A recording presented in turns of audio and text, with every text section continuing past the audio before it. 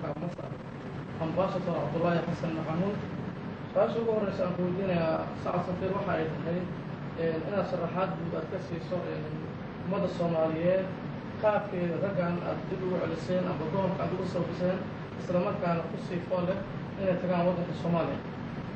Bismillaahi Raxmaani Raxiim. waa mahadsan tahay maalmahan aad baa lanoo weydiiyaa arrimahaas nimanka iyo khalfiyaadkooda dhallinyarada sideedda ahaa ee laga soo qabtay meesha la yidhaahdo Laasqore waa Soomaalidu aad bay uga warqabtaa.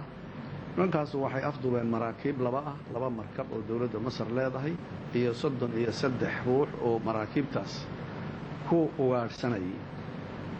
si kasta waa la yeelay arrintaas waxba waa laga qaban kari waayey. markii halkan uu yimid madaxweyne Sheekh Shariif ziyaaradda Sheekh Axmed ziyaarad rasmi ah uu ku yimid oo is arkeen walaalkiis Maxamed Xusni Mubaarak madaxweynaha dowladda Masar. madaxweynaha dowladda Masar wuxuu ka codsaday arrintaas waxaa xusuusiyey wasiirka arrimaha dibadda Axmed Abulqayd arrintaa in wax laga qabto.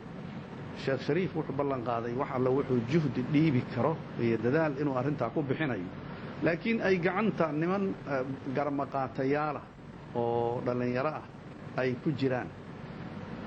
kadib arrintaas marna lagama aamusin. innagu waxaanu safaarad ahaan annaga iyo qunsuliyaddanadu kala xidhiidhnay wasiirka arrimaha gudaha jenaraal Cabdullaahi Axmed Jaamac Ilkajiir iyo madaxweynaha markii dambe Maxamed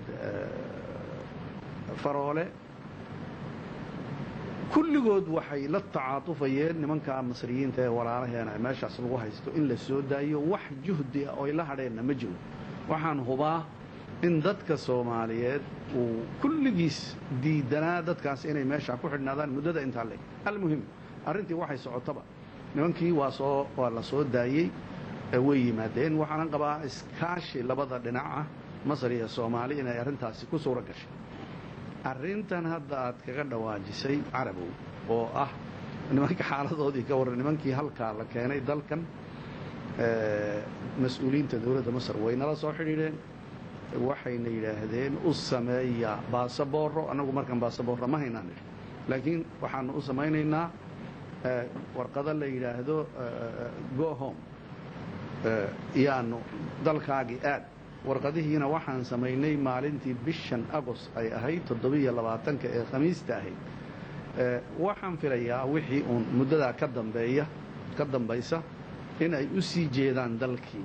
waxaa jaraa'idka Masar oo aan warkooda aad isaga ilaalinaynay ay weydiiyeen see loo gelayaa maxay kula tahay adiga nimanka intaan go home sameeya nala dhihin. waxaan idhi waxaa wanaagsan nimankan dalkoodii in loo celiyo hooyo Soomaaliya oo lagu muxaakameeyo.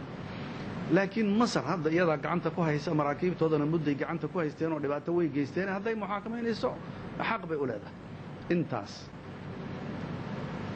sidee maanta yahay xiriirka u dhexeeya dowladda waddanka Masar iyo dowladda Soomaaliya oo maalmahan leeyahay arrintaas afarta bilood maxaabiista loo haystay cilaaqaadkooda iyo mugdi baa gelay.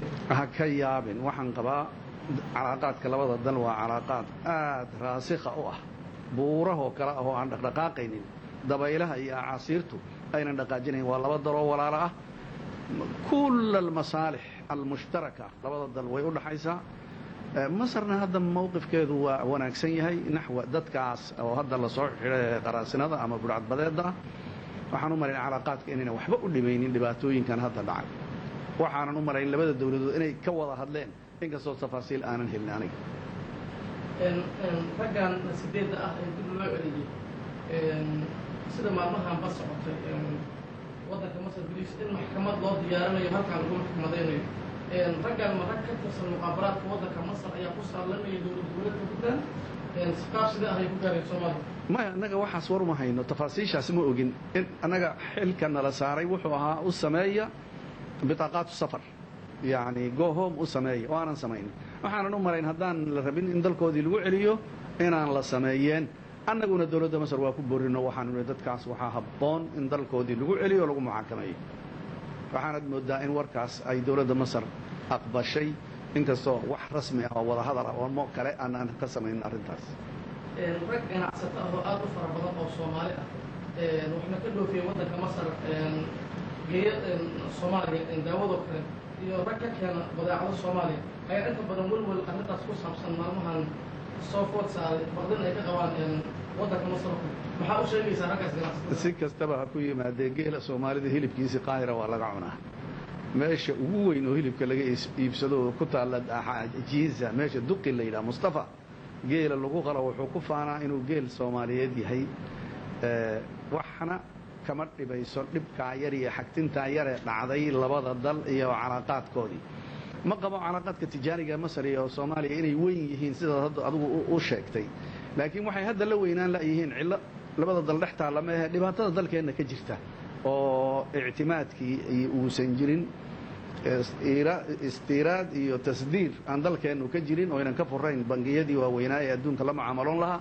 intaas weeye calaaqaadka labada dal arrintani waxba u dhibi mayso aniga aragtidayda masriyiintana intibaacooda si fiican baan ula socdaa dowladda Masar iyo dadweynaha Masar way jecel yihiin dadka Soomaaliyeed way ku farxeen dadkoodii inuu u soo noqdo qof hadda ku taagsanaya ee dadkan dhibaataha loo geysto hal ciqaabo ma arag aniga mas'uuliyiinta Masar iyo waxgaradka tan burcadbadeedka Soomaalida oo waayahan jahwareer aad u fara badan ku abuurtay Soomaalida degan waddanka Masar si ay wax badan uga ogaan lahaayeen qaabkii halkan amba sidii loogu maxkamadeyn lahaa arrintan ku saabsan burcadbadeedka waddanka Masar waxa cilaaqaad aad u wanaagsan oo xagga ganacsiga uu leeyahay Soomaaliya waxa laga keenaa cunno ku saabsan iyo xabagta iyadoo halkan isla markaana la keeno xoolo nool oo ay ka mid yihiin geelka iyo looda iyo arigaba iyadoo halkan daawada laga isticmaalo Soomaaliya boqolkiiba 75 laga qaado waddanka Masar oo xiriir daawo aad u fara badan waddankan leh safiirka Soomaaliya u fadhiya waddanka Masar waxa uu ku dadaalay sidii raggaasi sideed ah